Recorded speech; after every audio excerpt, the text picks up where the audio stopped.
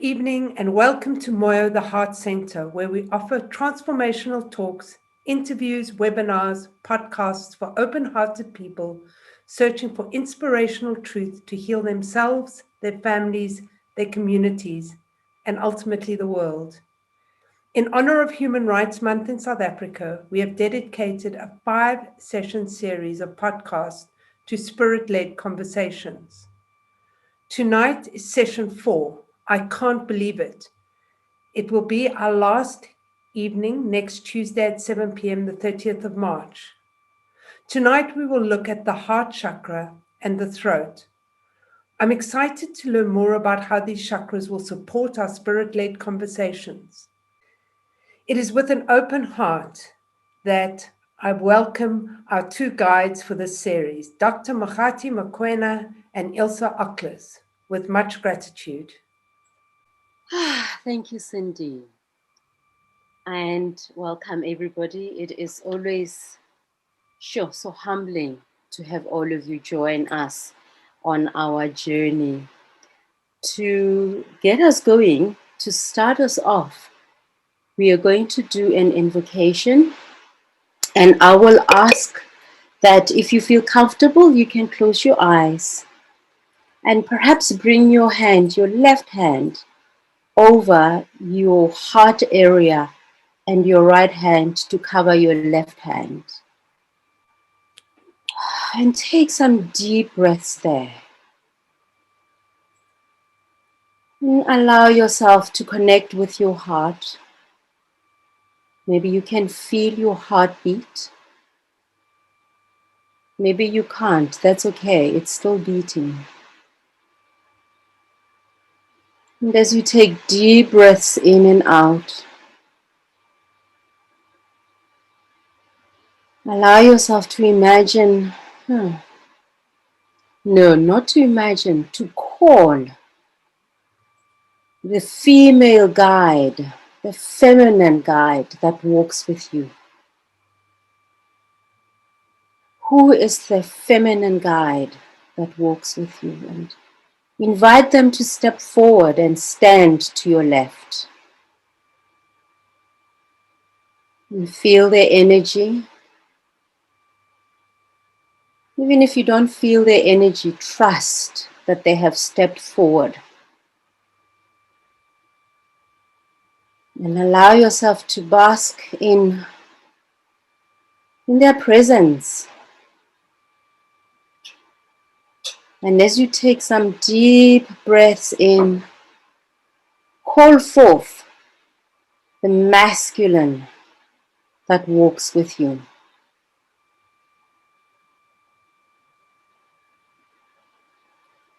And you may know him, maybe not, but trust that he knows you and that he has stepped forward right now and is standing to your right.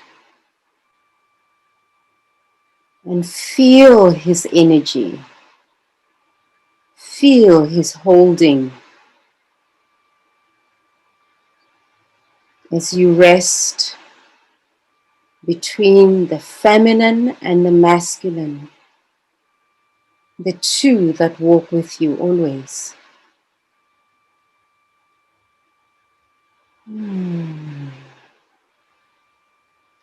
And so we ask you, the great goddess and the great God, the feminine and the masculine, to please be with us tonight. We call on you to shine your light on our path. Oh. We know that you know the hardships that we endure here on earth in these bodies. We know that you know how hard it is for us to trust our hearts, to open our hearts to one another. Please help us to trust in love, even if we do not know it in its fullness. Please help us to welcome one another even when our hearts do not want to. Help us to welcome one another, even when our hearts are afraid.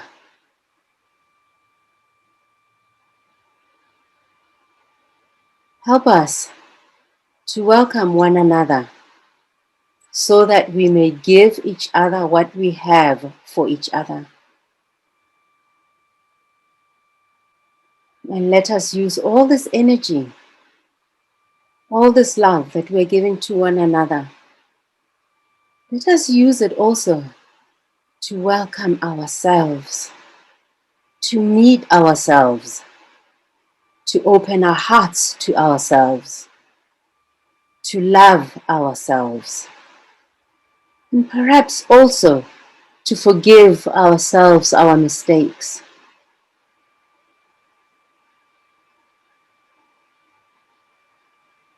We know that the heart is the center where love resides, where love can be expressed, where love can land. And as we go in this evening's journey, this evening's conversation with one another, may we trust one another and open up so that we can hear what we have not heard before, understand what we refuse to understand, and perhaps love even when we think that we do not deserve that love. We thank you. We thank you.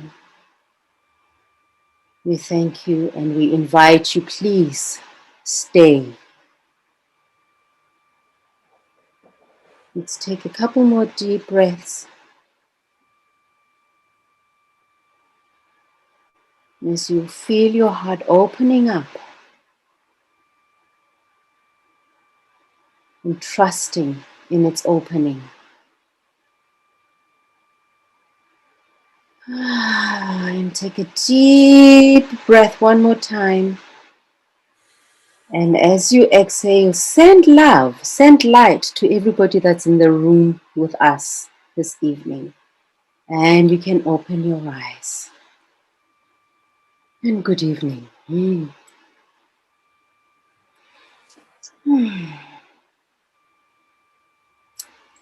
Ilze?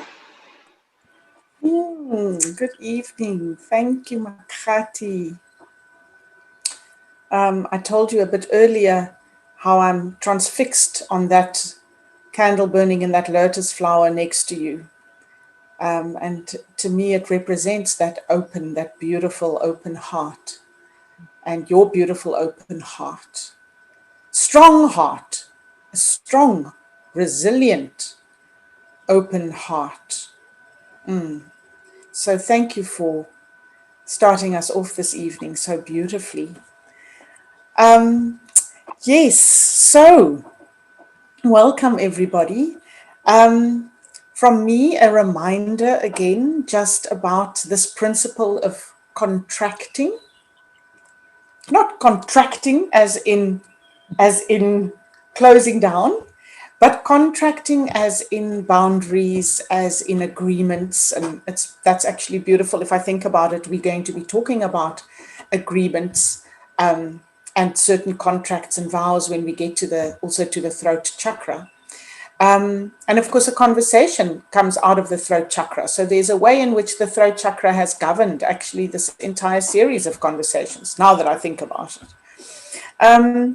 But yeah, so just a reminder for those of you who might be joining us for the first time, we spent our entire first session talking about contracting and how important it is, the spirit with which we enter into these conversations, and how excited Makgati and I were when we were approached by Cindy that we could have these conversations spirit-led, that we could have them within a spiritual container, because so often these conversations happen in a place that can be very harsh and that can feel very unsafe.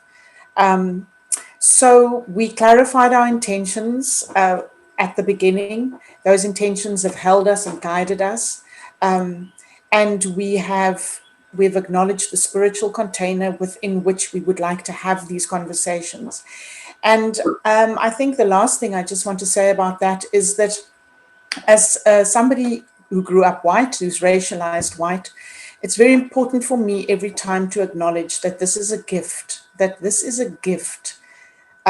be able to have this conversation. Because when we start talking about race, we immediately activate a pain body, a collective, often unconscious pain body. And that pain body is experienced differently if you have been racialized black, if you have grown up black, than if you have been racialized white and grown up white. So very often these conversations about race come at a far greater cost to the black person in the conversation than the white person. And so I want to acknowledge that. And I want to also acknowledge in that spirit of gifting, that this conversation is a gift. That is how one then treats it, with such reverence and with such gratitude for that generosity. I think those are, I love those words actually, reverence and gratitude. And then I also just wanted to pick up, Makgati, while I'm speaking, about the fact that we've had our Human Rights Week. Last week we spoke about the fact that we were in the middle of Human Rights Week, and that culminated with Human Rights Day. So just to acknowledge that, one of the important markers of this conversation series that we've had. And I wanted to just share one of the things that I read that really touched me. It's just linking to this question of the contracting. Was an interview that was done with one of the survivors of the Sharpeville massacre. His name is Mr. Abraham Mofokeng, and I wanted to acknowledge him this evening. He's 82 years old. He is 82 years old. He was 21 when he survived the Sharpeville massacre, and he was shot himself. So he did survive the massacre. He was shot. And when they interviewed him, and this is now 60 years later, 60 years later, what he said to the Sunday, I think it was the Sunday Independent, he says, we are so tired of telling our stories. We are so tired of telling our stories. We have been waiting for 60 years for change to come to Sharpeville. And I just thought how often we think about Nelson Mandela and his 27 years. This is a whole nother story. This is a level up. 60 years.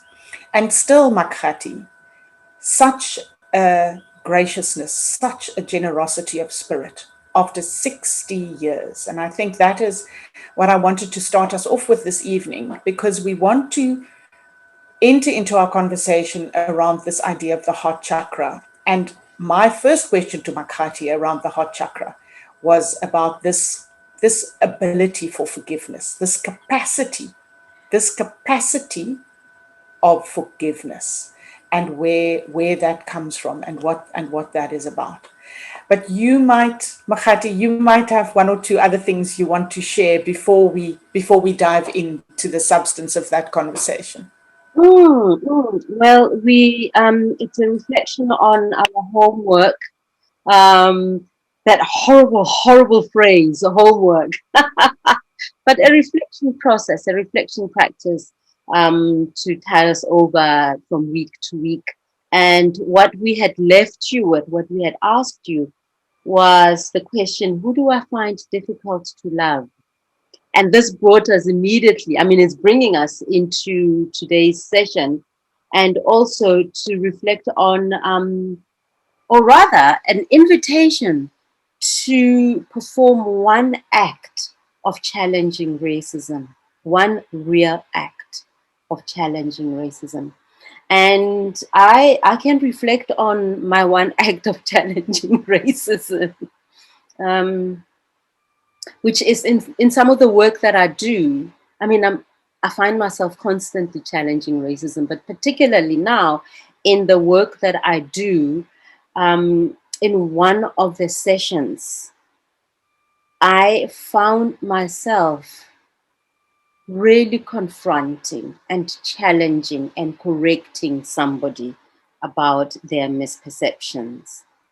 I think in the past, I wouldn't have been that blunt about the challenge, but I found myself doing it as honestly and without apology. But also, it wasn't an attack. It was done in a way that he could receive it, and he received it. And I was greatly humbled by his ability to receive the correction without defending against it. And I think that speaks beautifully of the openness of this lotus that is sitting here right next to me. Did you have anything that you'd like to share of your homework? Were you able to experience anything, do anything? So the thing that I've been working with really, Makgati, since the beginning of this process, since the beginning of this conversation, one of the things that was revealed to me was how much I have internalized some kind of judgment around my fellow white people. And I didn't realize how pronounced it was. And one of the things that was so interesting was, when you spoke about the divinity, at some point you spoke about the divinity.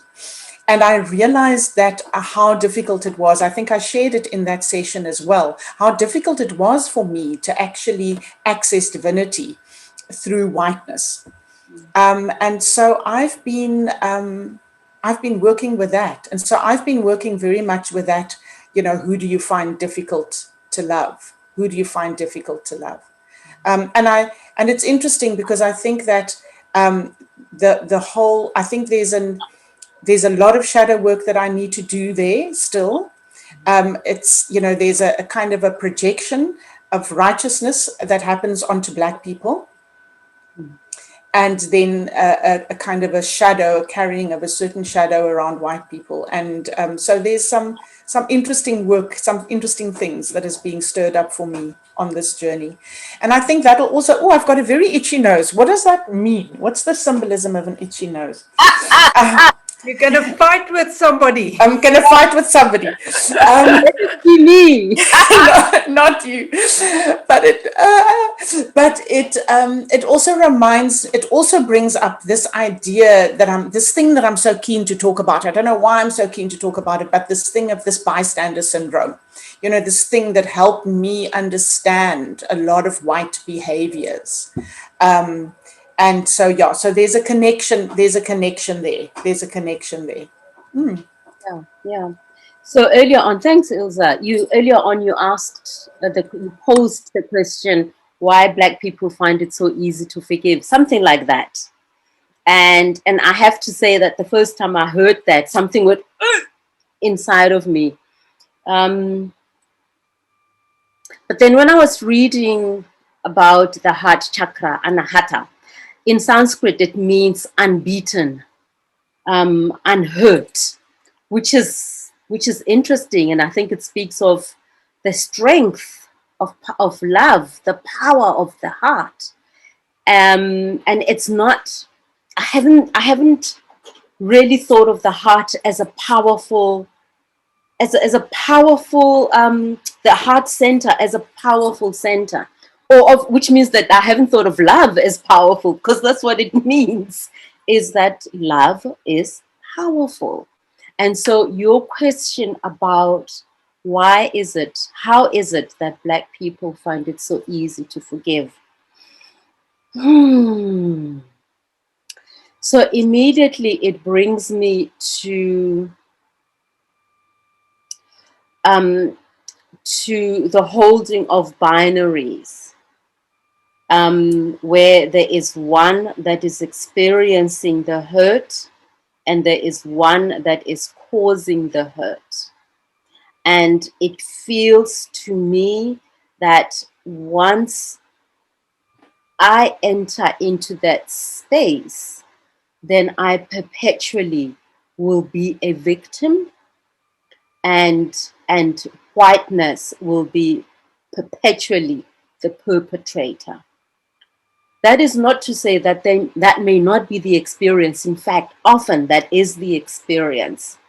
However, for me, what is equally essential is recognizing that even in the perpetration, because my task here on earth is about finding freedom from all the stories that will tell me who I am, that when I step into holding hurt, then I am automatically going against the power of love and the power of the heart. Not only that, then I also cement myself, I contract myself. Now, this is the usage of the contract. I lock myself into a particular situation, into a location that I can never get out of. Because that's what happens when you are unable to forgive. That's what happens when I hold on to hurt and I do not give myself opportunity to express the hurt or to challenge, express the hurt, challenge the cause of the hurt. And also finally, give myself that gift of reframing my experience of the hurt, because I know that having come onto this earth, I have come to experience the immensity of what it means to be human. And some of those experiences are beautiful and radiant and just absolutely astonishing, and they are magnificence. Astonishing. And more of those experiences, however, are devastating and are difficult to stomach. And so what I am teaching myself right now is how to make space for all of them. And not only move towards that which is beautiful and affirming and life-giving, whilst rejecting that which takes away, but rather welcoming all of them and seeing, how do I grow? Am I able to grow through each of those experiences? And so how am I as a Black person able to forgive? The forgiveness is a gift to me. First of all, it's a gift to me, and it is a gift, and this may sound very trite, but it is a gift that says, Makgati, what is your capacity? It is easy for me to hold on to hurt, and I know I do, to hold on to disappointment, to hold on to betrayal, to hold on to experiences that are painful to me. It's easy for me to hold on to my suffering and to point at all the experiences that are responsible for my suffering. But I also know that there is no power in that. For me, there is no power in that. For me, my task is, how do I have a look again and see that life on earth is about suffering. And in order for me to grow, what I'm called to do is transmute that suffering. Because when I hold it and I'm unable to forgive it, it only grows and grows and grows, and it swallows me up. And I will most likely come back to the next lifetime and to the next lifetime continually perpetrating this suffering inside of me, which means that the energy I put out into the world is also one that is dense, because suffering is dense. It doesn't allow for my growth. So, so I forgive as an expression of love for me. And it's the love that I never knew I deserved. It's the love that I never knew was available.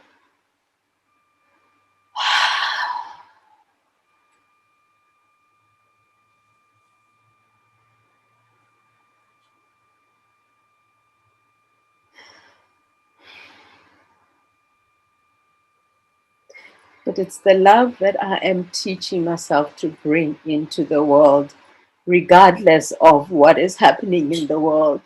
Even when I want to close my heart against the world.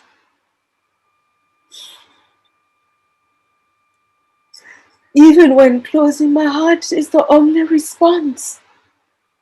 Seems to be the only response. I am teaching myself to open my heart and to keep it open. That's why I'm teaching myself to forgive.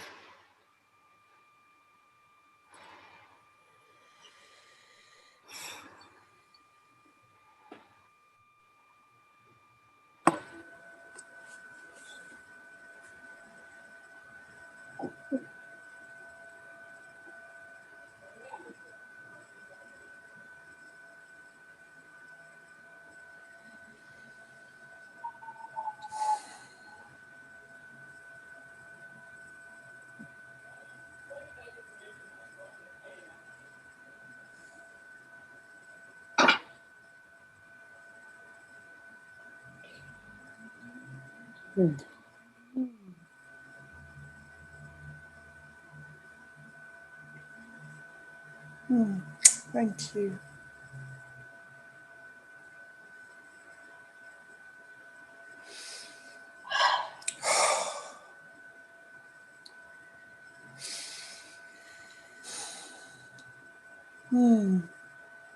Is there anything that you need right now? Is there anything we can offer you in return for this beautiful gift? This is why we are here on earth, to serve one another. This is why we are here.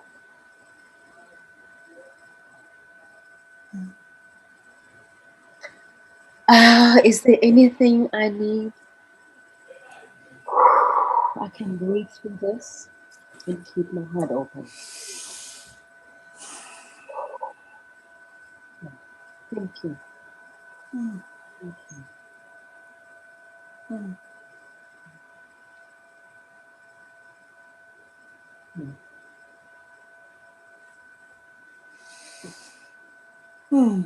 Sure. Sure, that was beautiful, Makgati. And I think that, you were talking, you invoked the feminine and the masculine. And so in a way, we're playing with these binaries in a way. And in a way, what you've just offered us is this embodied, lived, sacred moment of living open-heartedly. And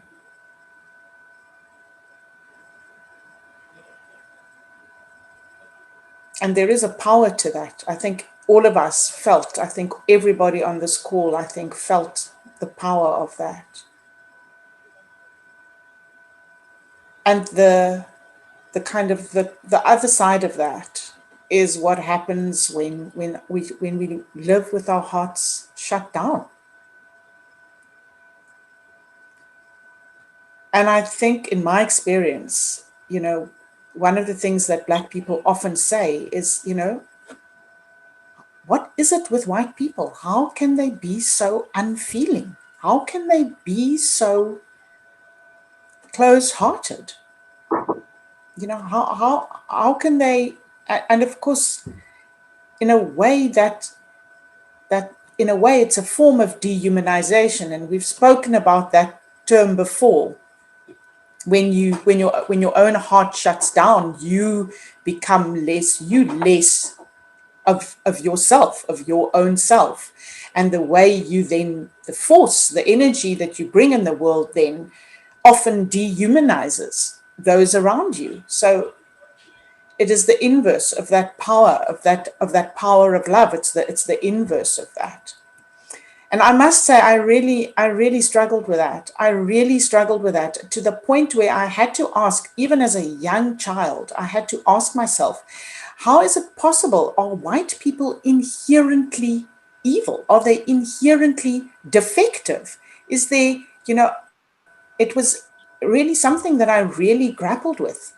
And the one thing that has helped me kind of wrestle with this thing, was the work that came out of the Holocaust. And for some reason, the Holocaust is very present with me tonight. It's very present tonight. And we want to end this evening also with a poem from a Holocaust survivor, and also, of course, when we move up to the throat chakra. But for now, we're in the heart still. And some of the research that came out of the Holocaust was on this phenomenon called the bystander syndrome. All those people in and around the concentration camps during the Holocaust,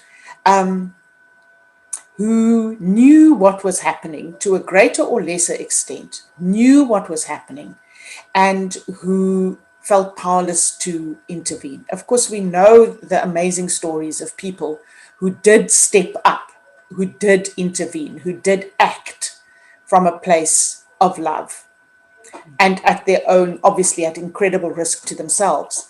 But the absolute overwhelming majority of people were bystanders to these atrocities. And the two psychologists in particular that worked with this, and for those who are interested to go and look it up, Mary Watkins and Helene Schulman, and the book that my colleague Rejan Williams introduced to me, Towards Psychologies of Liberation, and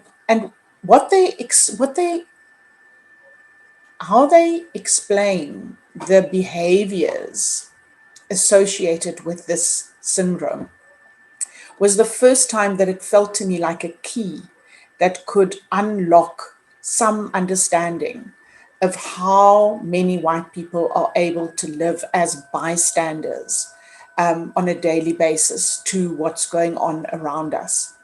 And some of the syndrome, some of the phenomena of the syndrome we've spoken about before. Remember, we spoke about this idea of the empty self before. So this idea of an empty self, I'm just going to read them here so that I don't get them wrong. But they call it the psychic wounds of bystanding. That's what they call it. A severing of self, a preoccupation with your personal survival and success. Your personal survival and success. So a complete disconnect. That whole principle of Ubuntu just is, has been completely obliterated. Loneliness. I mean, how many white people do we know that suffer from profound loneliness? Narcissism, greed, and then what they refer to as psychic numbing. And then the last one that I also find so interesting, they refer to it as an obsessive compulsive rehearsal of violence. And the reason for that, the way I understood what they offered by way of understanding, is that because you were a bystander to this extreme violence and didn't act on it, there is a way in which your psyche wants to process that and work with that. And so it becomes this obsessive compulsive rehearsal of violence, this obsession with crime, even when we know that white people are absolutely disproportionately protected from crime compared to Black people. But still, this obsession with violence. And so some of these things, I must say, learning about these things helped me to begin to kind of try and understand the phenomenon of bystanding whiteness better. And yeah, I thought that I would like to offer that in this evening because it's not something that many of us are familiar with. And yet we often see ourselves displaying those behaviors. And the way out, so we have to have the way out. The way out, according to these authors, is what they call from bystander to what they call being an engaged witness. An engaged witness. So not just a voyeur, not just, somebody that sees. It's not just not turning away. It's not just looking, but it is becoming engaged and being a witness to what is happening. So it's an active stance that's being asked of us.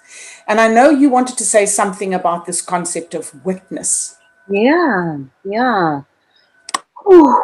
I mean, when you were saying all the, you were reading what we see with bystander, what is it?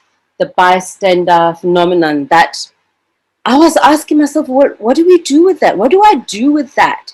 I mean, here we are at the heart center, which is about the interlocking. It's about the bridging. It's that space where the south is finding the north, and the north is finding the south, and meeting here in the center.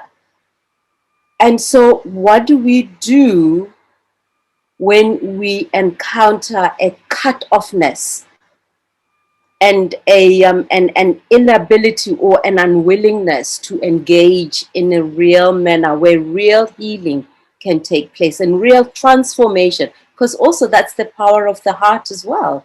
It's about transforming the self and transforming relationships. And so you offering that engaged witnessing reminded me very much of a phrase that I coined, which is witnessing. Witnessing. So it isn't a passive voyeurism of just looking with curiosity and perhaps with some kind of macabre delight. But when we witness, we recognize that we are part of whatever is happening there, even though it may not appear to be happening to us, but we are part of it because we are interlocked in relationships with one another. This is the point. This is why we have come to earth, is to figure out how do we transform these relationships so that eventually all of us don't have to come back. None of us ever has to come back to this earth school, but that we really learn the lessons that we have agreed to learn and make the contributions that we have agreed to make through the bodies that we have chosen at the moment of incarnation. And so this witnessing, for me, constantly reminds me that, Makgati, you may be looking at a reality that seemingly is happening around you. Absolutely. But remember that we are connected. The interdependence is absolutely real. But also there are some radical spiritual teachings that remind us that there is nobody in the world but yourself. So earlier on, when I said what forgiveness does is to free me even as I seemingly offer forgiveness outside of myself to somebody out there, actually I'm giving it to myself. So it's a very selfish act of self-release. Because when I am freed, it means that you are free. When you are freed, it means that I am free. And it's a path that I continually have to wake myself up to, because it is easy to step into the dynamic of holding the binaries and forgetting that we are joined, irrevocably joined. And we didn't come here to sustain the divisions. We have come here to find these bridges back to one another. Because perhaps that is our journey back to divinity with one another. Beautiful. That is so beautiful. And I can actually feel, I have a sensation actually of this conversation moving up to the throat now. I can just actually, actually feel it. And I do love the throat chakra. I do love that throat chakra. Obviously because I love talking quite a lot. But there's something, there's something very powerful, very, very powerful about the throat chakra. And we've spoken about contracting, and we've spoken about agreements, and we've spoken about, being in conversation. But there are also some other interesting elements. We've also spoken about we've spoken about choice to some degree, but I was interested to see that this idea of choice sits so strongly with the throat chakra. And there are a couple of other things about the throat chakra that I really love, but I want to ask you to sort of start us off, what it means for you, what comes up for you in terms of your journey. You're a speaker, you're a facilitator, you're a ceremony, you're an accompanier. I mean, the voice is very large in your life and in your destiny. Yes, absolutely. I mean, I've regarded myself as a teacher and a healer, and that my teaching actually is a form of healing. And of course, I need my voice for that work. And yet I know that it is impossible to teach what I have not lived. And so my teaching, my use of the voice, first and foremost, is in service of me. It is,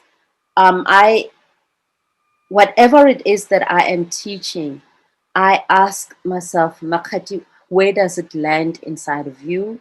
How does it sit inside of you? And what change is it assisting to facilitate inside of you, inside of me? And so when I ask these questions, I have to be reminded that it's about constantly choosing to step within the power of my own voice.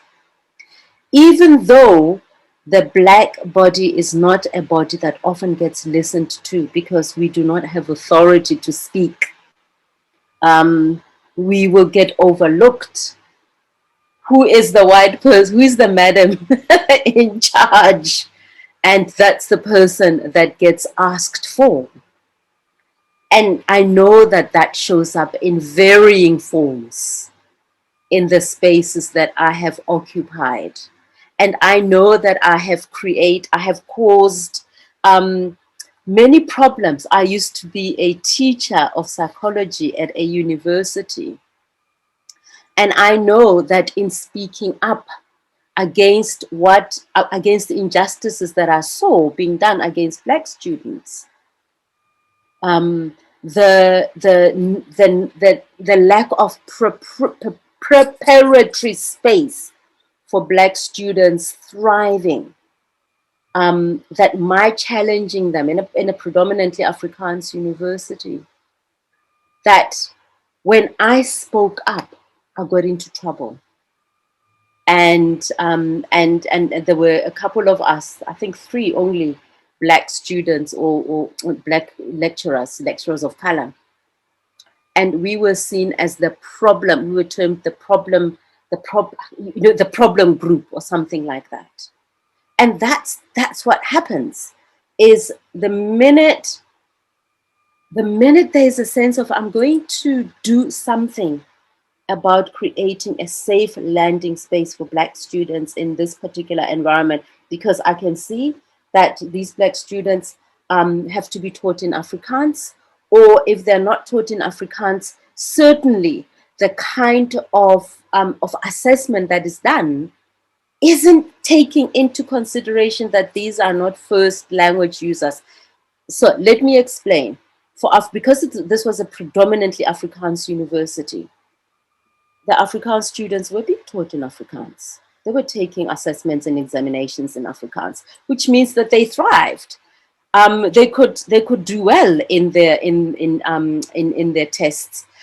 However, when we came to Black students, English was maybe a 3rd language, a 4th language, and yet the way the teaching was happening in English, which means that the Black students had to do extra work in order to catch up.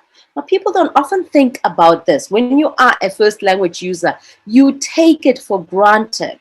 You take that piece for granted. But for somebody who isn't a first language user, they have to work the extra hard. So Black students had to work extra hard, and in order to catch up with the teaching, and also to understand, what is it that I'm being examined on here? Is it an examination of language proficiency, or is it an examination of my knowledge? And often it would be an examination of language proficiency. And of course, it became a self-fulfilling prophecy. Look how these Black students, you see, we've welcomed these Black people, now they're not, you see. And so we spoke up. We spoke up and we asked, we insisted on creating some assistance for Black students so that they too would have a chance to thrive. And that's the thing. When you speak up, sometimes you get into trouble, but you know, what the fuck, I don't care. It's about beyond the me, I don't care, but it's also about highlighting to people who are not aware that your success is coming to you because of a built-in enabling instance. It's built in because all this education is happening in your own mother tongue. You don't have to work that hard. So don't ever think that Blackness is equated, it should be equated with ignorance or with not knowing. Also, because when that happens, what we have tended to do, and I'm taking another direction now, what we have tended to do then is to doubt that which is related to Blackness and that which is related to Africanness. And so we've lost out on ancient wisdoms. We have lost out on the teachings of our ancestors who knew how to relate to the earth, who knew how to live in cycle with nature. What we have done instead is to find a way of taking away from one another and taking away from nature, treating one another as commodities and treating nature as a commodity from which we can extract for lining our own pockets, forgetting that that's not the purpose for why we have come to this earth. The purpose is much bigger than that. And so the speaking up is necessary, hopefully, because eventually it will get us back to what we have lost, what we have belittled, what we have stepped on of our First Nations and the traditional wisdoms that that we've all forgotten. Yeah. And I know that you have something to share about the Cassandra complex. You know, who gets listened to? That's the question for me. How is it that we have positioned white people to be the authority on everything? I imagine it's a burden, surely. And what do you do with that? Yeah, so we spoke when we did our kind of prep conversation. I raised this thing about the Cassandra, this phenomenon of Cassandra, and also that beautiful story about the emperor with no clothes on. You know, who does it take to speak up? So Cassandra from the Greek mythology, who had the gift of speech, the gift of prophecy, but because she refused Apollo or somebody's advances, she got cursed that, you know, she would have this gift, but people would not hear her, would not listen to her. And then I also shared with you that for some of the work that I do, I love working with African proverbs because they're such profound teaching, learning tools. And about the one that we always use, you know, the one who speaks truth gets chased out of 10 villages. You know, you'll get chased out of 10 villages, the one who speaks the truth. So this idea of speaking up is very close to my heart. Did you see what we did there? Speaking up, close to my heart chakra, throat chakra. It's close to each other. These things are very profoundly connected. And when we don't speak up, when we have to speak up, it impacts. It actually impacts our other energy centers. And we actually get out of misalignment. And so much harm is done by omission, isn't it? I mean, there's that famous statement by, I don't know, Edmund Burke or something, you know, for evil to thrive, all that has to happen is for good people to sort of do nothing, to say nothing and to do nothing. So there's this thing about speaking out. One of my most kind of favorite stories to think about is when it comes to the throat chakra. And I actually shared this with my beloved book club friends on the weekend, and I couldn't remember the name of the author, and I confess I haven't gone to research it.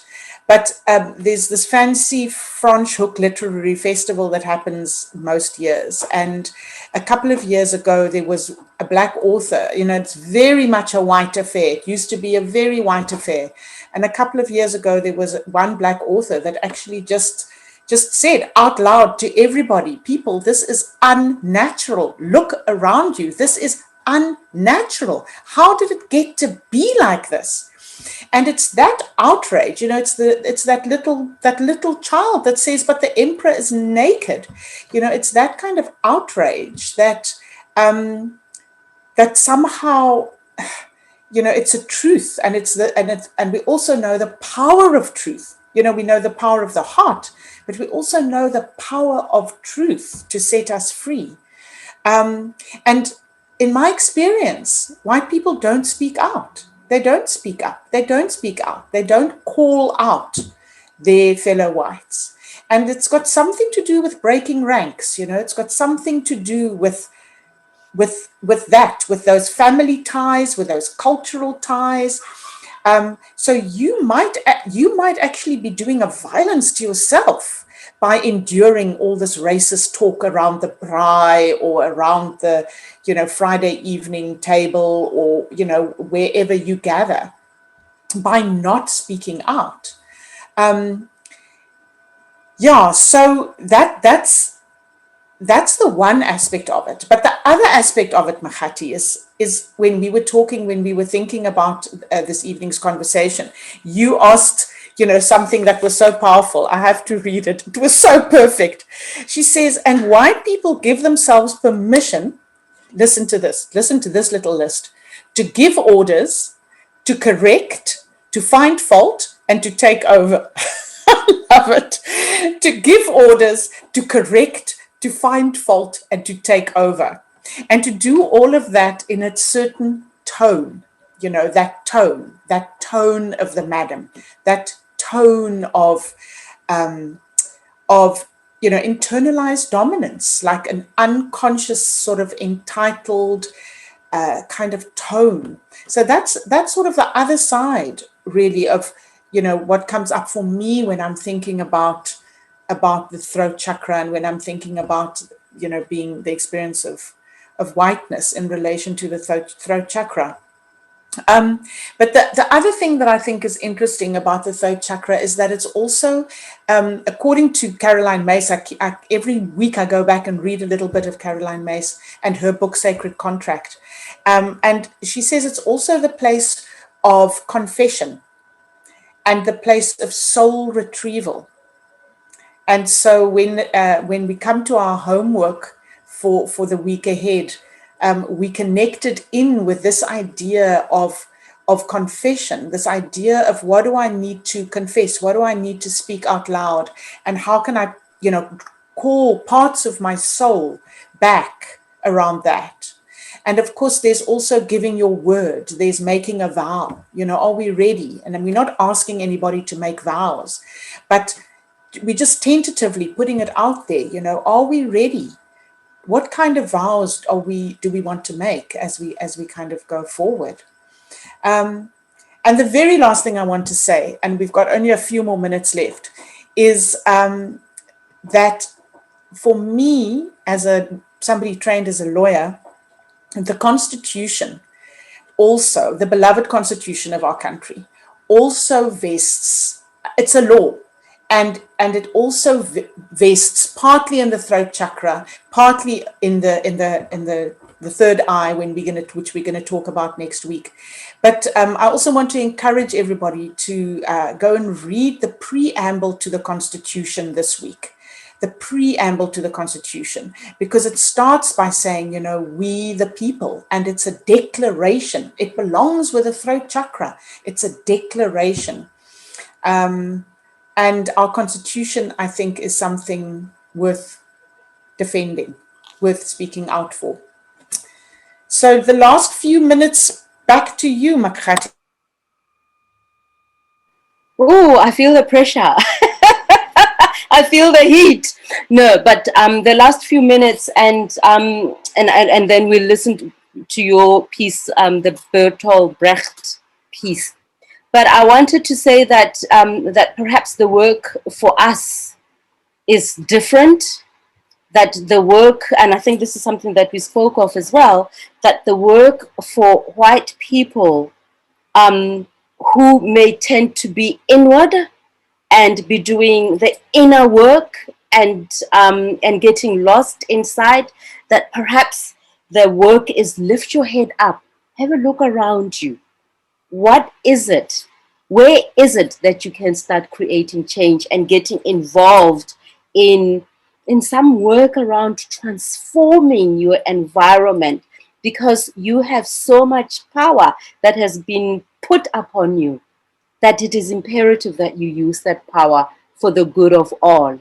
And perhaps the work for us as Black people who are out here constantly fighting to shift and change our physical environment, because it's an environment that does not welcome us, that does not make space for us, that we say, well, let's actually go in here and go and connect with that inner power that resides inside of us and do that inner work of not waiting for white people to approve of us, not waiting for white people to create, to act with justice, not wait for white people to create the structures and to share power and to share privilege and to share wealth and to stop extracting and to stop. We're not waiting. So we are going within and we are connecting with that fierce power of the heart, so that when we go out there and we speak, it is with that utter conviction that can move situations that can move mountains in the most perplexing way. And I think that when we show up, I know that when we show up like that, we become forces that absolutely must be reckoned with. But we have to start from here, from inside there, and then we go out there. For white people, you start from out there and you start from in here and you go out. And you say, oh, hang on a bit. What's happening in this environment of mine? What have I contributed? What have I taken when I should have contributed? So we're coming to the end of our hour, and so we wanted to finish off this evening in the spirit of the throat chakra, and also honoring the lessons that have come before us. And actually, Makgati, it actually isn't Bertolt Brecht. You were right, because you said, why didn't you recognize it? It's a Lutheran, it is a German Lutheran pastor called Martin Niemöller. Yeah. And it's called First They Came. And it's a very famous confessional poem. And I also encourage those who might have sparked for you this evening to go and Google this piece, First They Came, by Martin Niemöller. Just go and look at Wikipedia, because there's just such an interesting sort of backstory also to it, in terms of his own life. But it goes like this: First they came for the communists, and I did not speak out, because I was not a communist. Then they came for the socialists, and I did not speak out, because I was not a socialist. Then they came for the trade unionists, and I did not speak out, because I was not a trade unionist. Then they came for the Jews, and I did not speak out, because I was not a Jew. Then they came for me, and there was no one left to speak out for me. So our homework, do you want to give a quick recap of our homework? Homework, witness and witness. Notice where you are witnessing, and notice when you are witnessing in your own life. What is it? What is the energy that you bring to experiences that you notice around you? Is it a witnessing one, or is it a witnessing one? And what happens inside of you when you step into witnessing instead of only witnessing without engaging? And if I can add to that, in the spirit of the throat chakra, Yes. what do you need to do? What is coming up for you? Which aspect of the throat chakra do you want to attend to in this week? Is it something that you need to confess? Is it part of your soul that you need to retrieve, where you've been out of alignment? Is it a vow that you need to think about making? Is it speaking out where you might have been silent in the past? Which aspect of the throat chakra, which choices might you need to be making at this point to bring you into greater alignment with the forces of your heart, with your own value system sitting in your solar plexus, and with that other difficult work that we did around our sacral and our root chakras? Yeah. Wow. Ladies, thank you very much. That was, I think we're all a little bit stunned with questions. I think it was thank you so much for sharing with such openness and with your hearts really open and speaking. I have a question before, and then we have another question from one of our participants. My question is around forgiveness, and Makgati, you spoke about the forgiveness, and I'm wondering, as a white privileged person, is there's guilt and shame for me in my heart, um, around my ancestors, around my witnessing in terms of keeping quiet quite often. Not always, but there are times when we keep quiet. Would one need to forgive oneself before one entered into looking? Because if I can't get rid of my shame for myself, how am I going to meet you as an equal? And my question is that maybe where I need to start, and forgiveness for the ancestors within my own heart, so that I don't meet you as the perpetrator? Sure. Several points.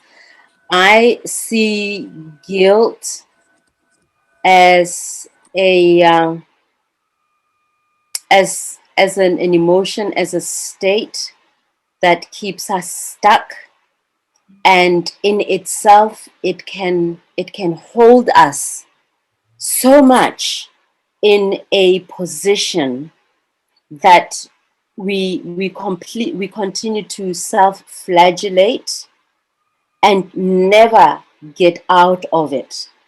Guilt can be so intense, but it can be so intense in serving the maintaining of the status quo. That's my experience of guilt, because we continue to feel so bad, but it doesn't necessarily catalyze action. It keeps us locked in a position, and guilt and shame do the same thing. Shame, what it does, it says, oh, you think you can do, you think you can act, you think you can forgive, you think you can create change, but look how paltry, look how this is so small. What you have done actually doesn't even amount to anything. And so when you get stuck in the shame of feeling ineffective. And so for me, I feel that ability to look into yourself and be real in really examining what's happening inside of me, and which aspects do I need to let go of, because they are only imprisoning me further, and the more I am imprisoned, the more I imprison others that I interact with. And so, do I give myself permission to let go, to open up and to let go of all of those aspects that could have me imprisoned? And that also includes which parts of my ancestral story am I using to keep myself in guilt? And so the ancestral story is one that we also welcome.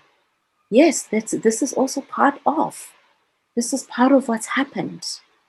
Absolutely. I too am part of that. It runs inside of my blood. I recognize that it is part of me. And the most reverent thing to do with that is by first acknowledging it and forgiving those that have come before us.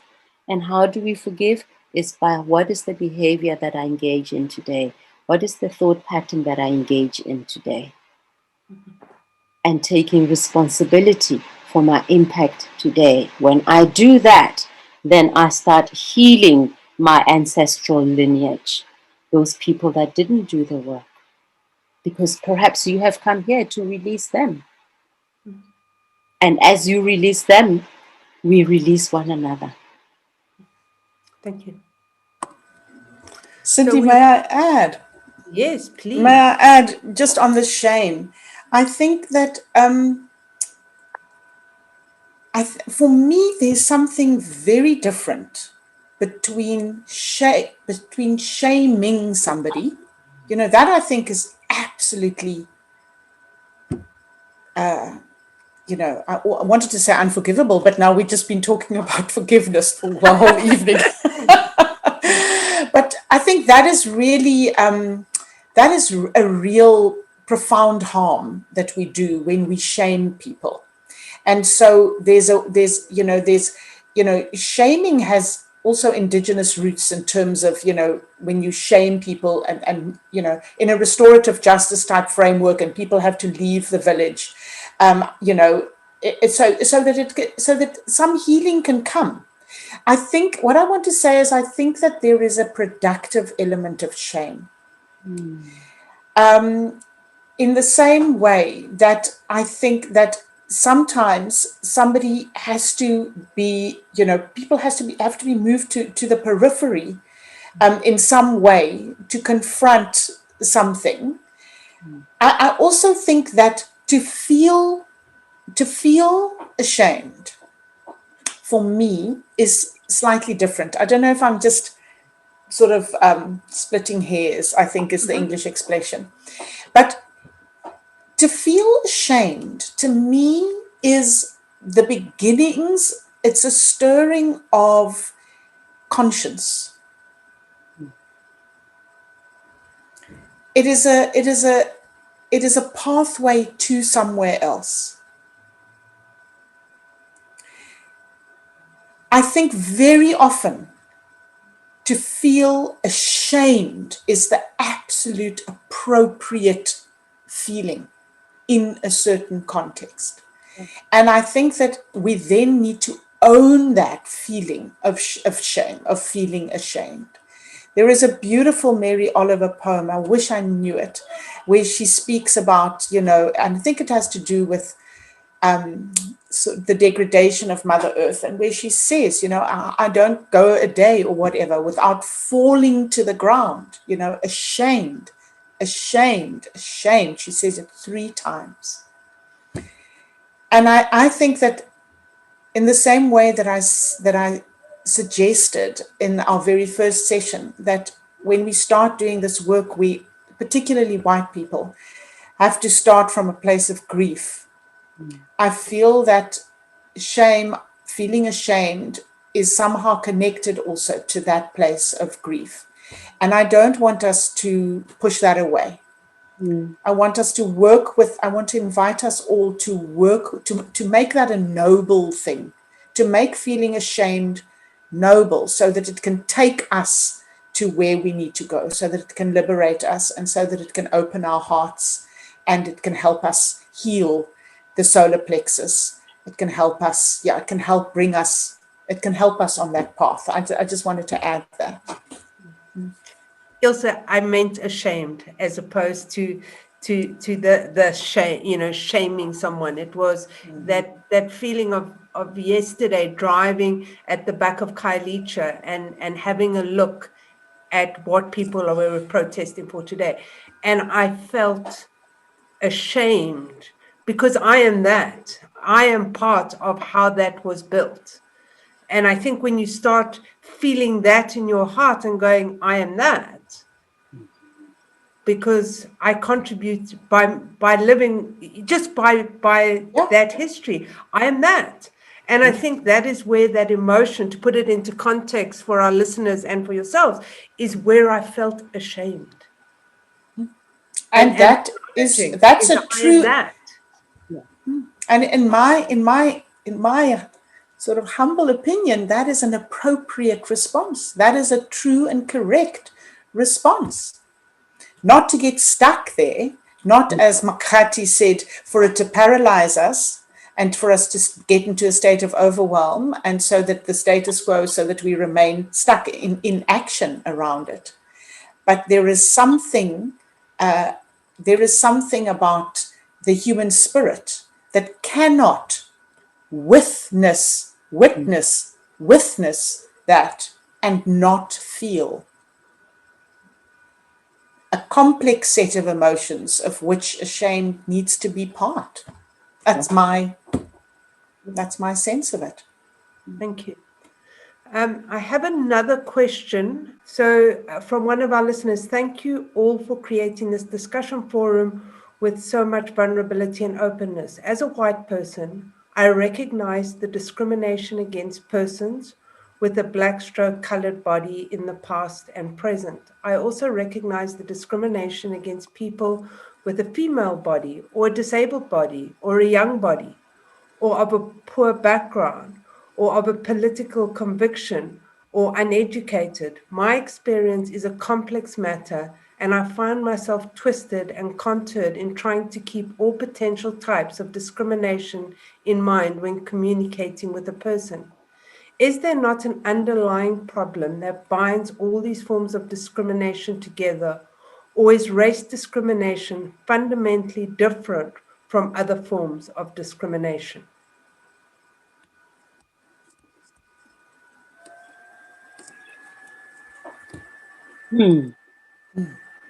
I will offer my own thinking. And my thinking is that what we humans are doing and have done for eons is we have stepped away our from our true nature as spirit bodies, as connected to source. We have forgotten who we are. And in the forgetting who we are, we then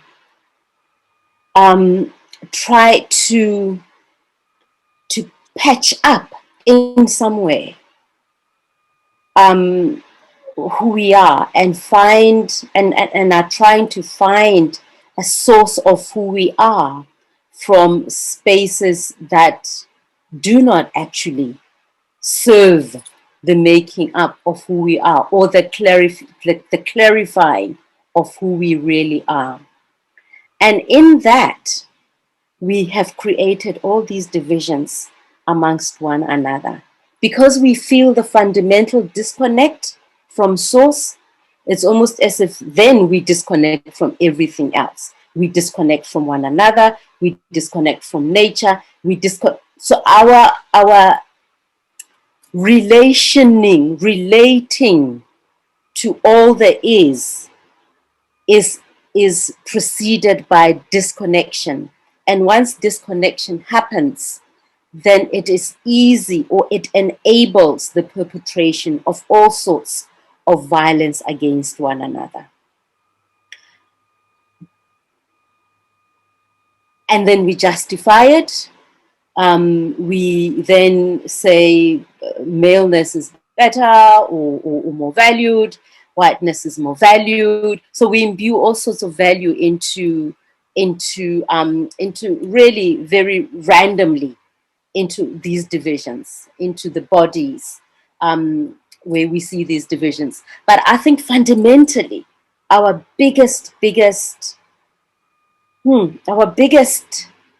wound is that of disconnection.